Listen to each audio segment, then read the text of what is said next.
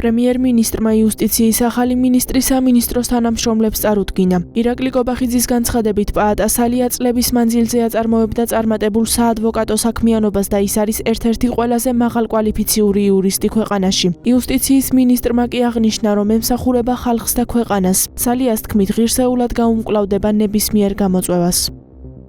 მინდა დღეს თქვენს წინაშე წარვადგინო ბატონი პაატა სალია.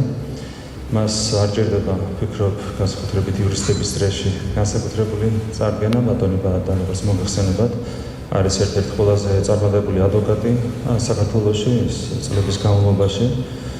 აწარმოებდა ძალიან წარმატებულ საადვოკატო საქმიანობას, არის ერთ-ერთი ყველაზე მაღალკვალიფიციური იურისტი ჩვენს ქვეყანაში.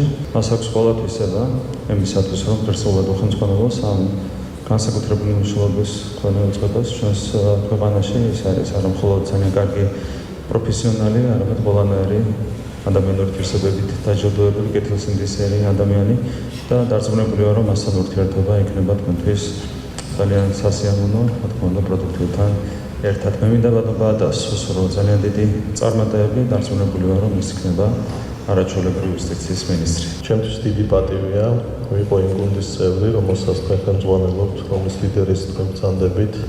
ჩემთვის პატივია ვიყო იუსტიციის მინისტრი და საქართველოს მთავრობის წევრი.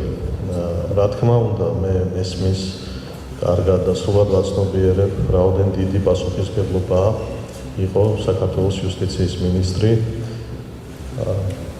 გპირდები საზოგადოებას, გპირდებით თქვენ. ღირსეულად ვიმსახურო ამ თანამდებობაზე ჩვენს ხალხს, ჩვენს ქვეყანას, ღირსეულად გავუმკლავდეთ ნებისმიერ გამოწვევას, რომელიც ჩვენ წინაშე იქნება.